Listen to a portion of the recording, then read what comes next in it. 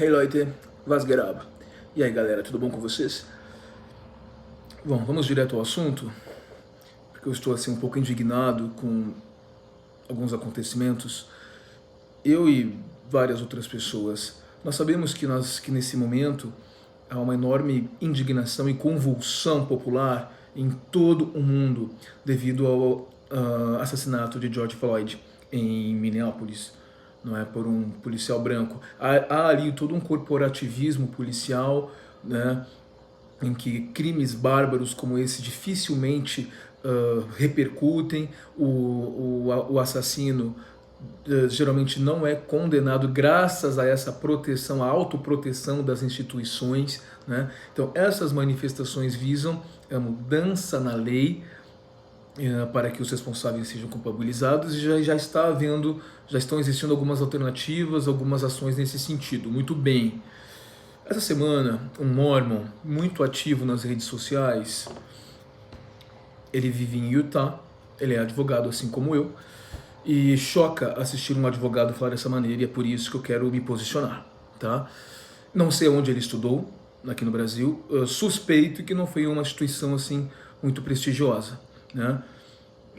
Ele fez um vídeo em que ele fala sobre reparação e lugar de fala, né? Eu fiquei um pouco chocado, porque quando a gente fala de reparação histórica, o que vem a ser, o que significa isso?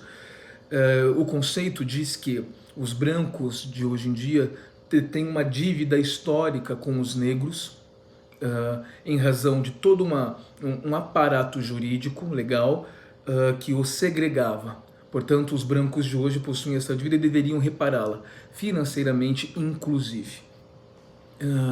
Isso gera uma discussão, né? Nós devemos, talvez, julgar uma época com os princípios e padrões de outra? Não devemos. Mas a gente sabe também que o contexto da Guerra Civil Americana, por exemplo, é muito recente, isso remonta à década de 60. Então, na verdade, a gente não pode dizer exatamente que a gente vivia épocas tão distintas assim, né? Era um contexto de pós-guerra, nós já tínhamos ali o surgimento da ONU, por exemplo, de organizações mundiais que visavam a estabilidade mundial, a paz mundial. Entretanto, fatos como esses continuam acontecendo, atravessando décadas, não é verdade? A bem da verdade, um fator histórico que esse nosso colega provavelmente não conhece, se eu não me engano o nome dele é Lucas Guerreiro. Uma observação: graças à repercussão negativa e manifestações indignadas de algumas pessoas, ele bloqueou esse vídeo, ele cancelou, ele excluiu esse vídeo, tá? Claro, também pudera. Ao menos isso ele teve a decência de fazer, porque ele disse coisas tão absurdas. Eu assisti um pouco do vídeo, mas eu não consegui dar sequência, porque é uma pessoa sem credibilidade alguma, não é?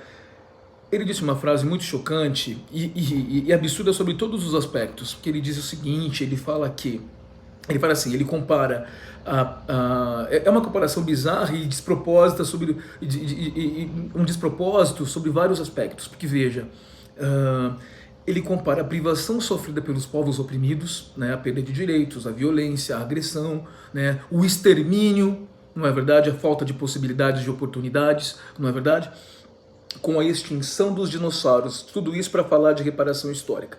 Então, se eu, sendo um homem branco, embora latino,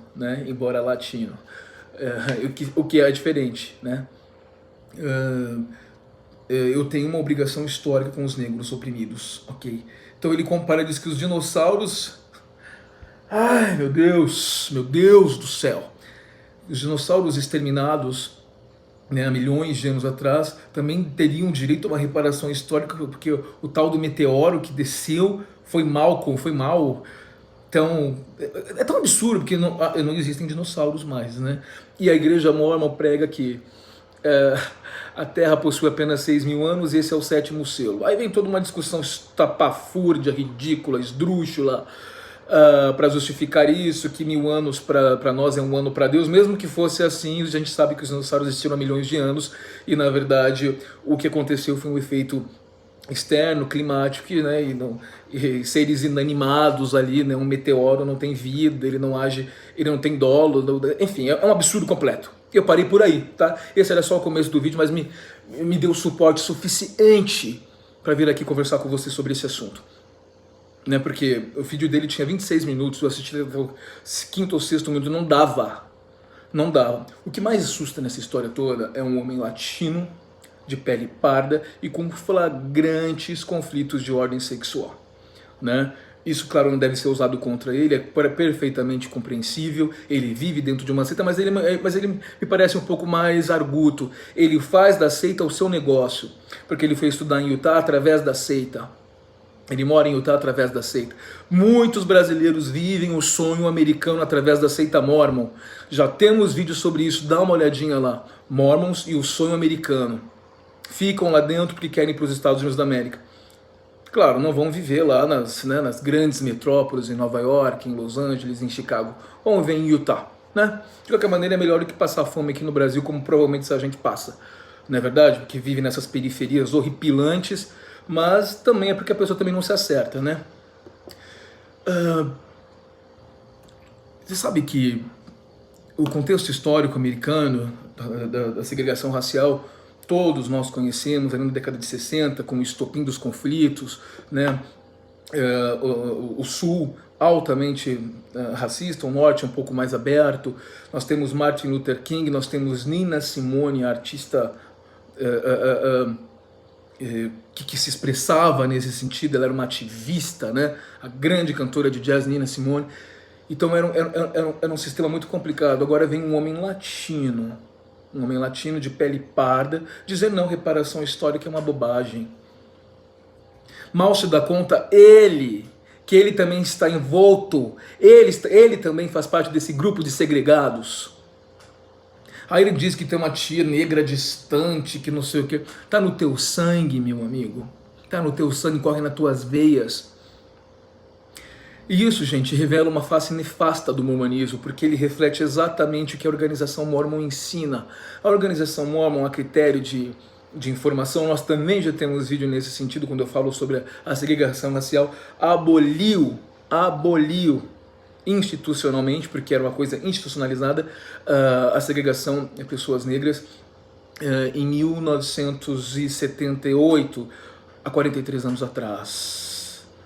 A partir dali, pessoas negras poderiam tomar parte no sacerdócio, poderiam frequentar as reuniões do templo, que até então eles só poderiam ser doutrinados e frequentar as capelas. O templo mormon é um lugar mais restrito, né? Nem apenas pessoas mormons muito ativas podem ter acesso, embora isso seja uma falácia também. E é interessante porque em 1863, Abraham Lincoln assinou um ato. Olha só isso, para vocês entenderem a complexidade da questão. Séculos se passam e a gente enfrenta essa questão ainda hoje. 1º de janeiro de 63, entrava em vigor o ato de emancipação assinado pelo presidente Abraham Lincoln. O ponto central da lei era a libertação de cerca de 4 milhões de escravos negros. 1863. Tá? A Guerra Civil Americana foi em 1960, década de 60. Começando ali 50, 60. Eles já haviam um ato institucional abolindo a prática, mas isso continuou, isso perdurou. Vamos entender um pouco desse contexto, porque esse estúpido não fique falando besteira. Ele é um estrangeiro em outro país, ele é um latino, ele é um homem de pele parda. Como ele faz uma afirmação como essa? Reparação histórica é uma bobagem, ainda compara com dinossauro, Olha, sinceramente, assusta, mas ele foi criado assim, ele foi educado assim. Ele foi educado a não ter a mínima... Ele não faz aquele exercício de alteridade, colocar-se no lugar do outro, né? Empatia para essas pessoas é zero, elas são perfeitas e elas usam dessas doutrinas para se protegerem, para se afirmarem no mundo. E muitas vezes ocupam posições. Isso não é para revoltar qualquer pessoa.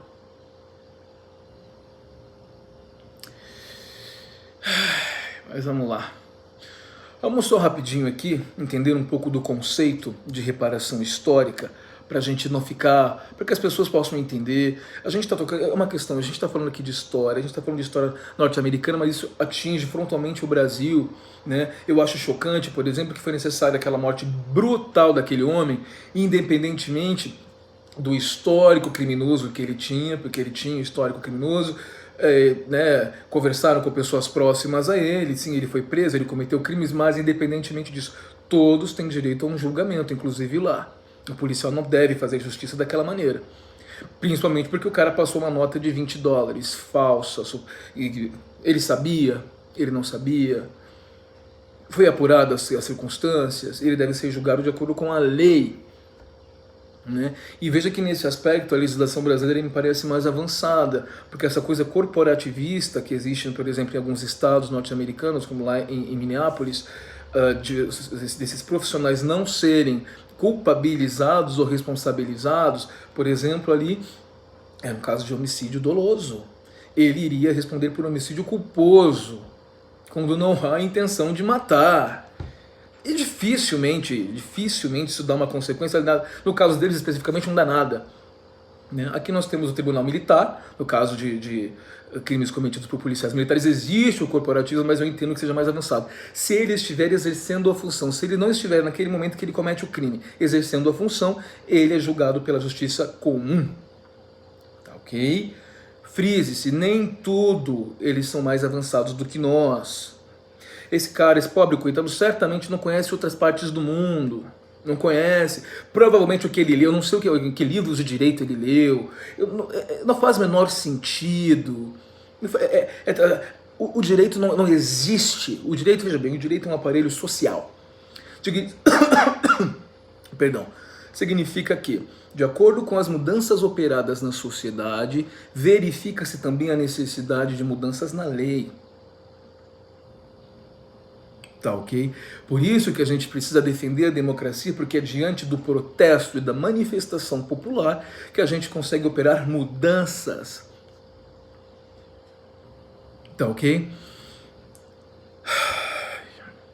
Não, é pra gente ficar indignado. É pra gente ficar indignado mesmo, porque o que a gente aprende em 5 anos de faculdade é exatamente o oposto do que ele está dizendo. Exatamente o oposto do que ele está pregando. A gente aprende os direitos humanos, os organismos mundiais que buscam, que primam pela vida, pela manutenção da vida. Nós todos somos responsáveis por isso, de certa maneira. Claro, eu não matei ninguém, eu não escravizei ninguém, mas nós temos aqui um compromisso de humanidade. Porque veja bem, eu saio na rua, eu nunca, e olha que eu nem sempre fui santo nessa vida, eu nunca fui santo. Eu nunca fui abordado em shopping center porque suspeitavam de alguma coisa, eu nunca fui vítima de enquadro policial. Eu já cheguei a ter discussões acaloradas com policiais porque eu defendia pessoas e eles não se atreveram sequer a operar uma revista em mim.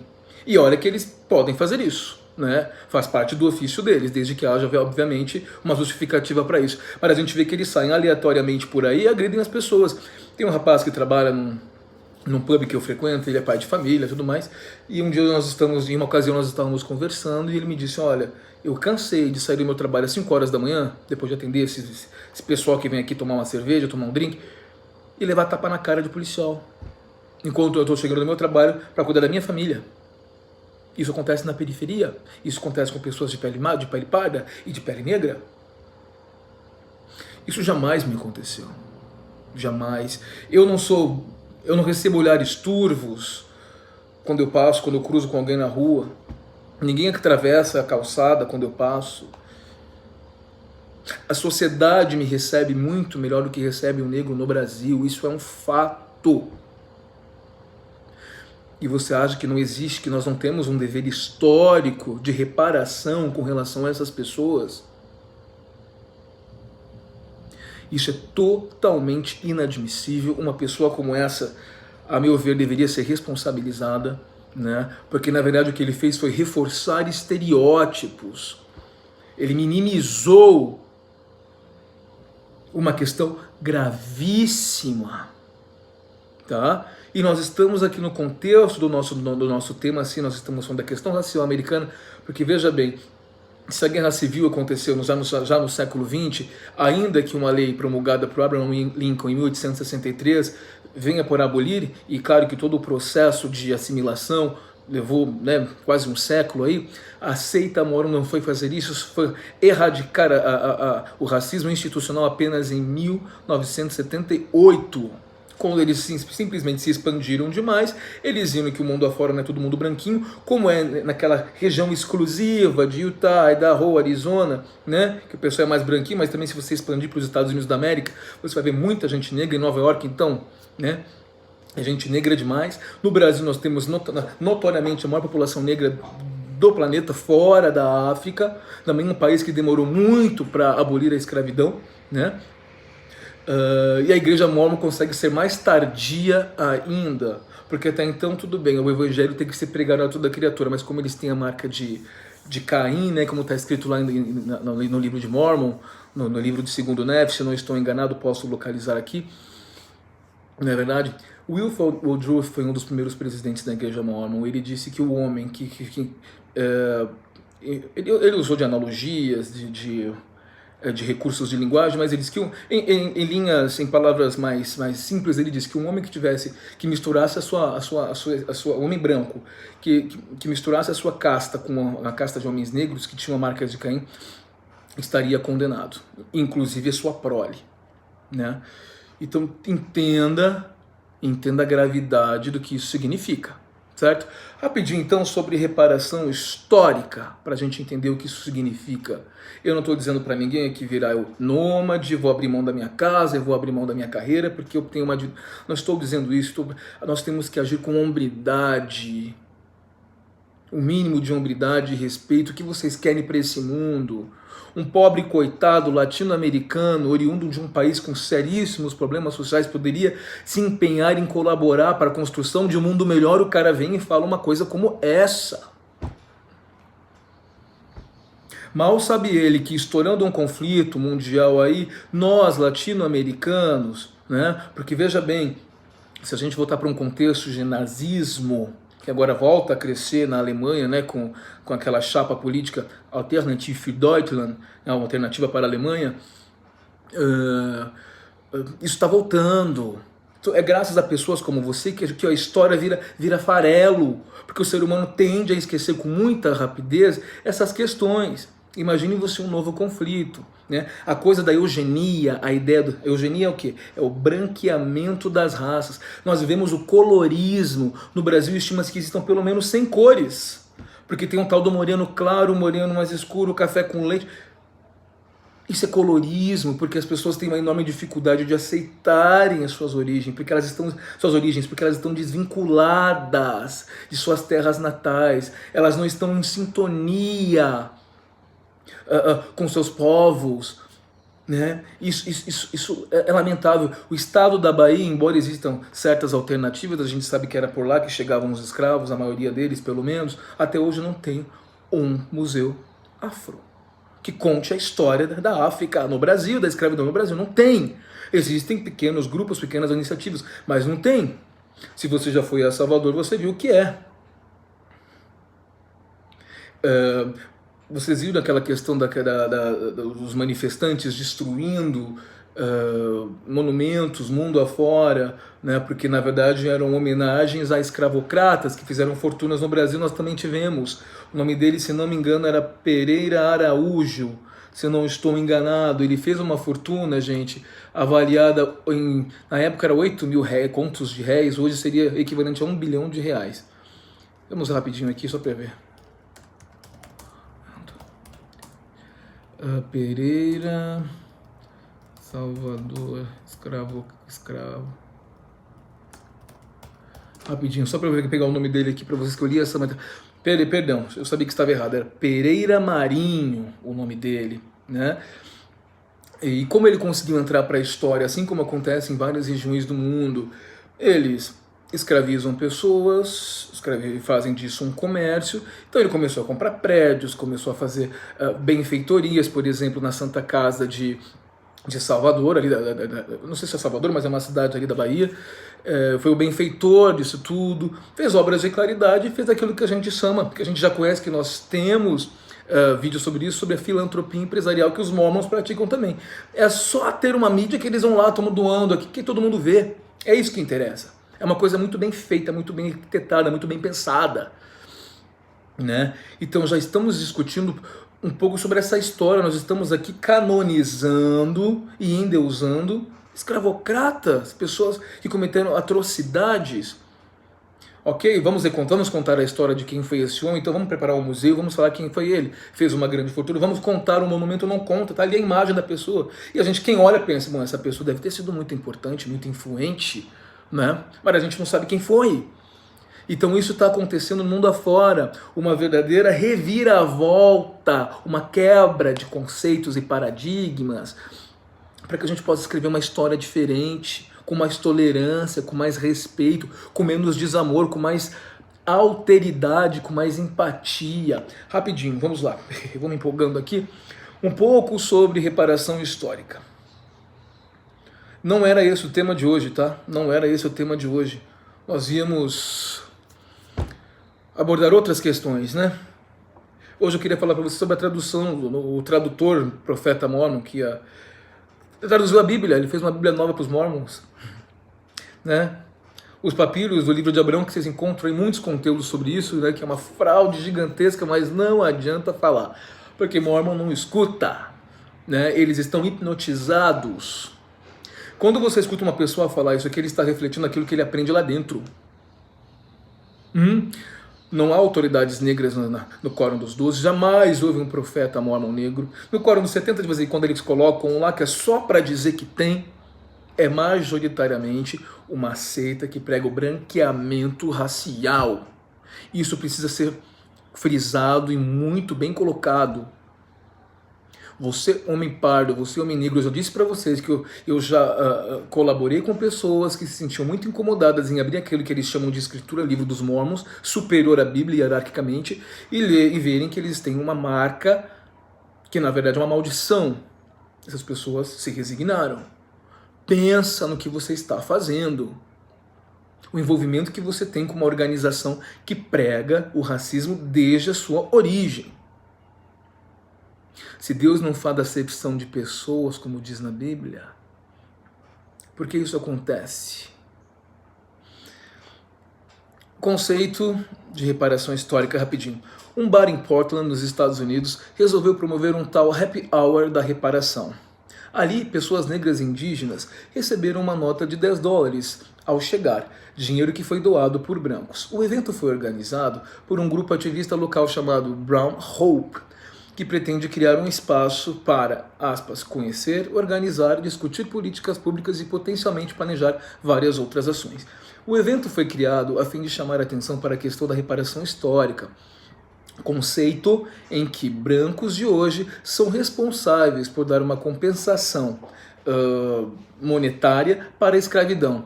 As leis Jim Crow e a lacuna de riqueza entre famílias brancas e negras. O que foi as leis Jim Crow?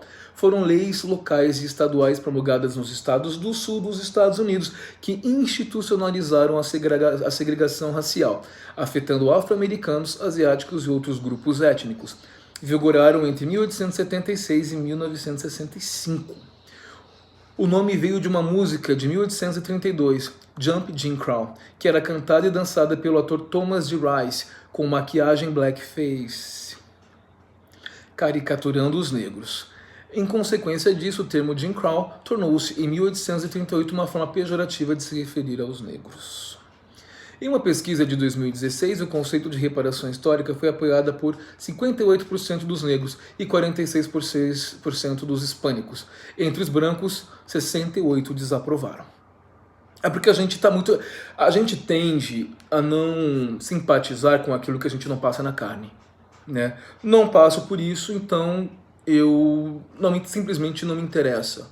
Isso não me afeta, eu não sou vítima de nenhum tipo de segregação, né? Eu sou um homem livre, eu posso ir e vir sem ser seguido por policiais, sofrendo abordagens muitas vezes violentas. Eu tenho um bom endereço, eu não corro risco de morar numa comunidade e levar uma bala e sofrer uma bala perdida ou um atentado, né? Porque a questão da pobreza atinge majoritariamente as pessoas. Veja bem aqui, veja bem aqui.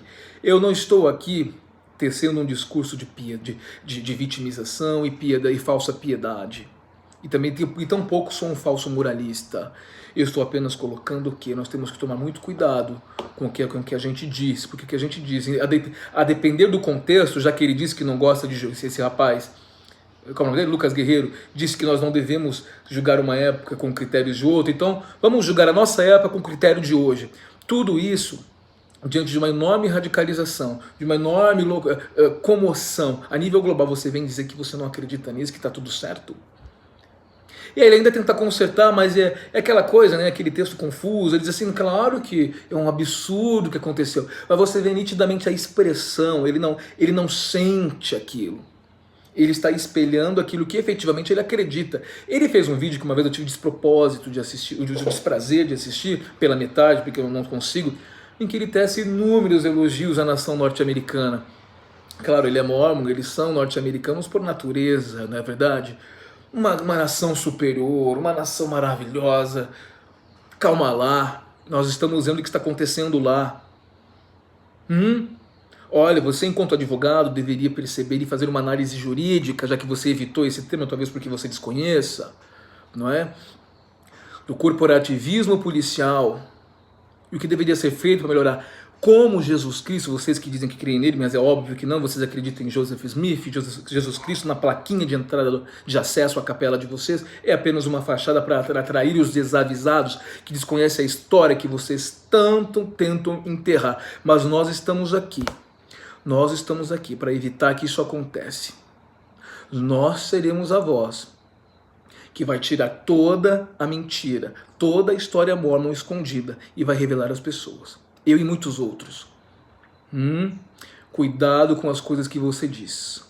Muito cuidado, respeite o próximo, pratique a caridade, pratique o puro amor de Cristo. Talvez vocês mórmons precisem aprender muito sobre isso. Eu ia falar muito mais sobre isso, apenas só para concluir esse detalhe. A ideia de que os efeitos da escravidão ainda recaem sobre a população negra e precisam ser compensados para que possa haver igualdade tem até uma conta. Um economista chamado Robert Brown chegou a um número de quanto seriam essas reparações, entre 1,4 trilhão e 4,7 trilhões de dólares, valor que daria à comunidade negra riqueza e posição na comunidade que perdeu devido à escravidão e discriminação. Vocês sabiam que durante a Guerra Civil Americana, eu posso trazer isso no próximo vídeo porque eu esqueci de colocar aqui, havia uma zona de comerciantes e empresários negros, né? Que seria a Wall Street negra. Eles tinham intenção de investir, de crescer, assim como os brancos, né? Eles tinham ali o seu comércio, eles estavam investindo, houve uma invasão nesses locais, muitos eles foram mortos, muitos foram presos, Então, assim, eles tentavam melhorar. Não lhes era dada a possibilidade disso, né? Com relação às cotas raciais, há uma discussão aí, mas eu gosto muito, eu acho interessante, se não me engano foi o ministro Barroso quem disse isso. Ele disse assim, são fundamentais enquanto a gente repara os estragos do passado. A gente não pode muito falar nessa cultura do mérito, né? O darwinismo social e a meritocracia, quando as pessoas saem de pontos diferentes. Imagine se numa maratona eu saio 200 metros à sua frente, numa maratona de 1 quilômetro, digamos, uma corrida de 1 quilômetro. Quem chega... Mas a minha largada é 200 metros à frente da tua, ou a tua 200 metros. Você pode até me vencer, né? Mas imagine o quanto você não vai ter que trabalhar. Então é complicado, a gente precisa realmente criar uma reparação. Existem exceções de pessoas que realmente se destacam, apesar das dificuldades, eu conheço casos, eu sei, mas a maior parte dos seres humanos não terá condições, seja até por falta de boa vontade, paciência, seja porque não acredita que pode, porque ele foi instruído o tempo inteiro que ele é um escravo, ou descendente de escravos, de origem negra, e o lugar dele é na favela. Por exemplo, aquela música, Eu Só Quero É Ser Feliz, e viver tranquilamente na favela onde eu nasci e poder me orgulhar e ter na consciência que o pobre tem seu lugar. Isso é um absurdo, mas na realidade quem escreveu essa música tinha essa crítica ali embutida. Você tem que ter na consciência que o teu lugar é ali.